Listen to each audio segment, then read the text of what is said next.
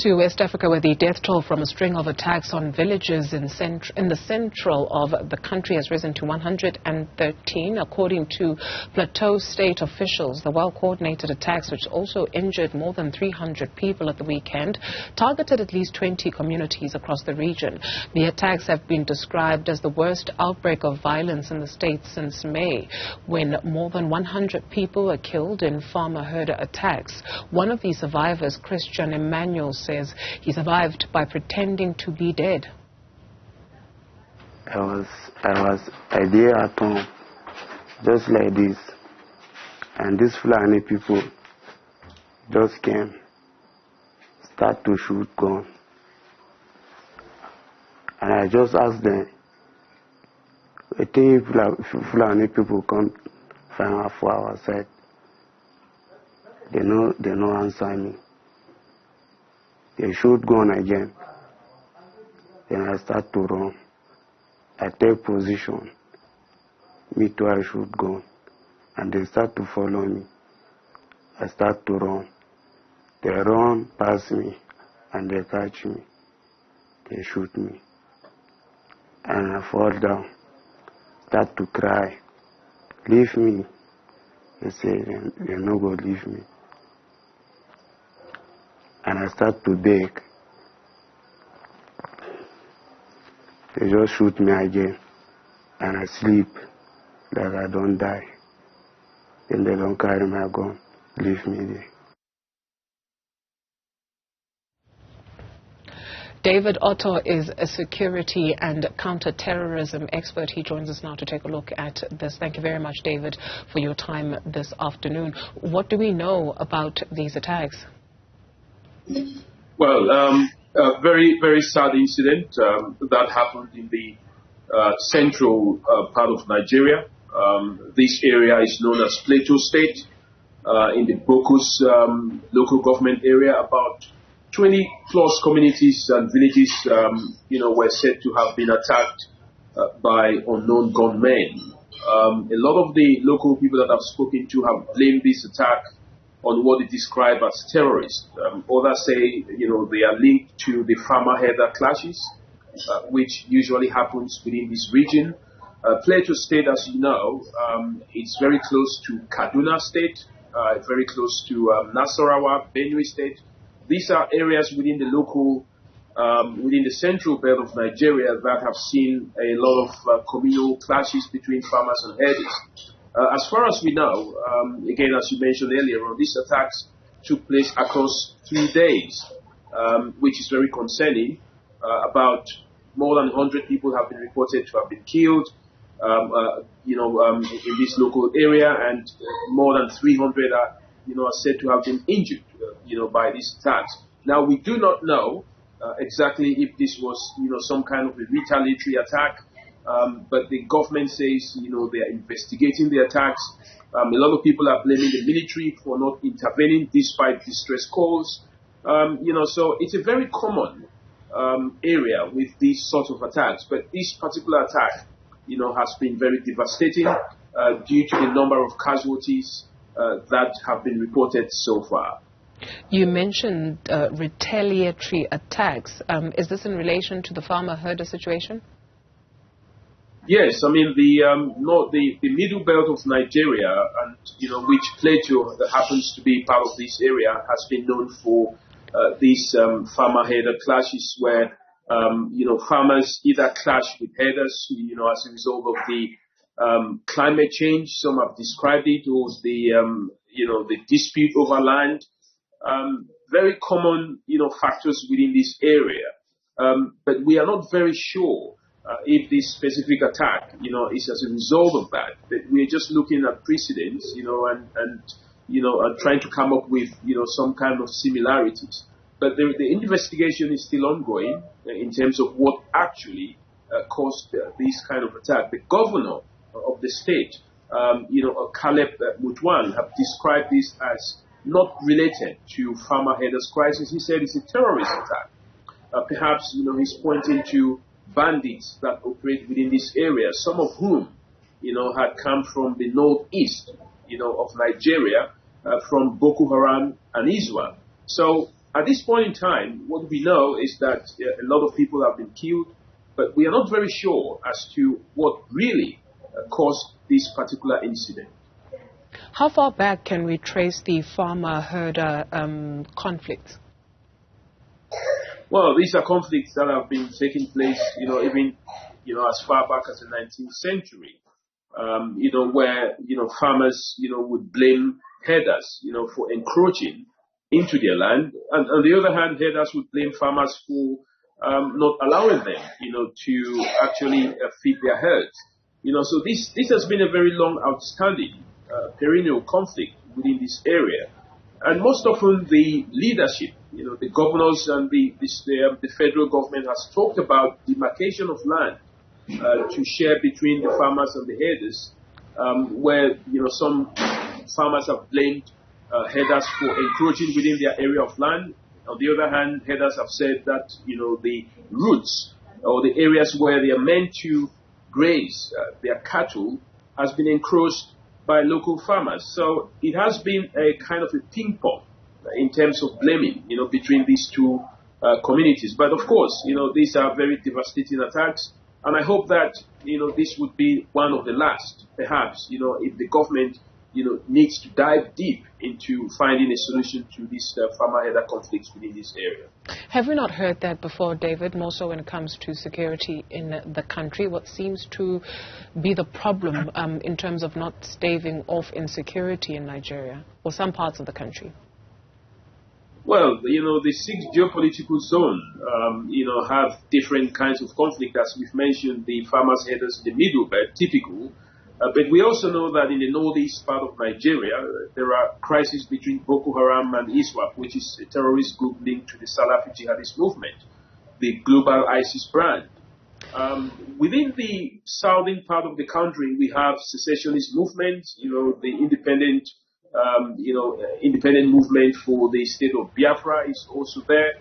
So the entire country is, bedeviled by a number of, conflicts. And the current administration, had promised that, they would deal with this crisis, But the thing is, there has been a very low level of accountability, which has transferred from the previous administration to this one.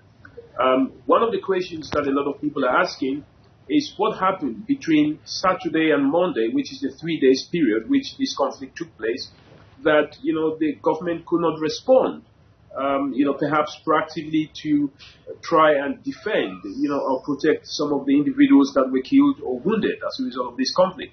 So a lot of people have said, the government has not only been able to prevent this conflict from happening, but the response, has been very weak.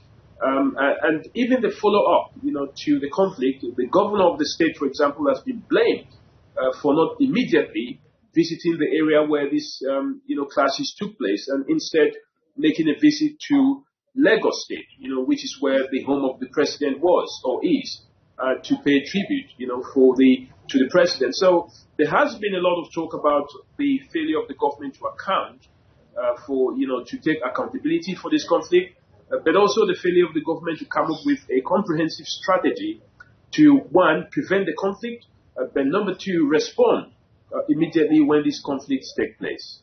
David, you mentioned the independent movement for the state of Biafra. What is that about?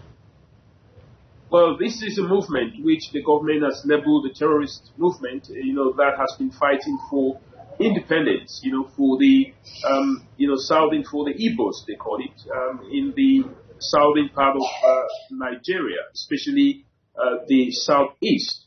A lot of the, the movement, came up as a result of the failed attempt, between 1967 and 1970 for the Biafran state to be actualized. That began very recently, and I'm talking about 5 to 10 years back.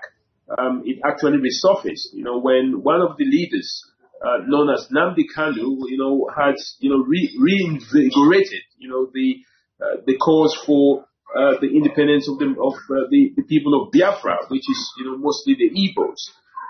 But of course, this is not a popular movement. A lot of the people from that region, the Igbos, have distanced themselves, away from the movement. They've turned violent, actually instituting what they call sit at home, which is a way of protest and not allowing people to go to work or go to commercial avenues within certain days. This again, has put the government under serious pressure in terms of how it deals with, conflict within the country. But that's just one of the major, areas where conflict is happening within Nigeria, as we've seen the one that is happening in the middle belt of the country. Please pardon the interest in this independent movement for the state of Biafra, because just after Nigeria gained its independence, then this war broke out. Lives were lost, but there were also other players in this particular war that were not necessarily from the continent. And so what is keeping this group alive? Where do they get their ammunition? Who is supporting them? Who is backing them, if the local community is not backing them? Well, at the time when this movement began in the 1960s, as you rightly mentioned, just a couple of years after independence, countries like France were accused of supporting the independent movement for the actualization of Biafra. But of course, that era has passed. Now, the big question now is, if France was supporting them at that point in time, are they still supporting them now? Now, there hasn't been any evidence, of any external parties that, are supporting the Biafran movement. But a lot of the Biafran leaders, have seemed to try and associate themselves, with Israel, where they say that, they are the lost tribe of Israel, as they describe themselves. Now, it is not known if, the state of Israel actually supports them with arms or ammunition. But the ideological component, that the movement seems to drive is one that associates itself with the state of Israel. Now, I think, from my understanding of the modus operandi, a lot of this group, are getting their weapons, from regional states, rather than from the international or from, other foreign countries outside the region. But, one will never know who actually pays for these weapons and who actually supports them, as you have what you call internal support network and external support network. But what is clear is that this movement, has been persistent. They've kept going. They have killed a lot of people within the northeastern part of the country. They have become a thorn in the flesh of the state. And of course, the key question is, who supports them? How do they pay for their operations? And these are some of the areas where a lot of people are saying that the government should investigate to uncover the root of the support network. As they often say, follow the money, and money is the bloodline of any terrorist or insurgency group that, allows it to survive. All of these groups, and it just doesn't, maybe it's not limited to this one movement, but all of these groups, to what end this instability that is being caused in certain parts? So the farmer-herder situation, maybe we can read between the lines and put it down to maybe survival. But the rest of them, to what end? What is the point of all of this according to your investigations? Well, the thing is, different groups have different motivations, and they have different goals that they expect to achieve. For example, the independent movement of Biafra seems to believe that, it wants to have an independence of the area that they call the Biafra region. Now, I'm not sure if, the government is going to allow them to actualize their ideology. On the other hand, you've got groups in the northeast of the country like Boko Haram that continues to talk about the establishment of an Islamic caliphate. Again, that has been going on for more than 2 decades or close to 2 decades. And the government seems to be, on top of that, despite, being blamed for not eliminating the group entirely. And this also applies to what you mentioned about the farmers-herders clashes, that are occurring within the country. So the goal of these groups, are very different, but the impact that they cause, to the ordinary citizens, seems to be the same. People are killed, maimed, displaced, left in very devastating situations, So I think what happens is that, the 80% of the conflicts, that are occurring in the country, have 20% causes, and I think this is where the government needs to focus on what I call the 80-20 rule. If they focus on 20% of the issues within the state, which includes identification or what we call identity crisis, within the country, people that feel that they are disenfranchised, lack of governance, then of course the 80% of the impact that we're seeing today will be resolved. It's a simple terror triangle. Look at the motivation, deal with the capabilities, how do they get their weapons, and stop them, from carrying attacks against soft and hard targets. Is there aerial intelligence? We send things to the moon all the time. Surely we can look from the sky to see what's going on. Well, there are several sources that, one could, get intelligence from. And I think the most reliable of that is human intelligence. And that can only occur if the government can demonstrate to the population that they will be trusted. It's all about trust and fear. As long as the population continues to not trust the government or the state, feels that it is fearful of armed bandits or terrorists or separatist groups within the country, it will always succumb, to what the human mind always, relates to, which is survival. So I think it's all about trust. As long as the people can trust that they can be protected, that governance will be provided by the state, they will be the first and most reliable source of intelligence.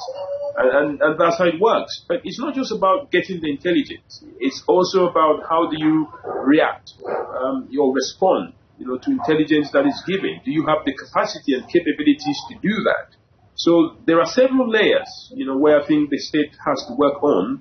One, of course, getting the intelligence, and number two, ensuring that they could respond to it. So, for example, in the case of the recent massacre in Boko's community in Plateau State, there were a lot of people who said, calls were made, information was given to the state authorities and the security forces that these attacks were going to happen.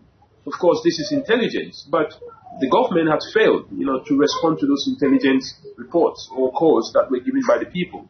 So these are all some of the critical issues that needs to be looked into. David, thank you very much for your time. We can hear your little ones in the background also beckoning for your attention. So thank you very much for allowing us to get into your space this afternoon. David Otto, security and counter-terrorism expert.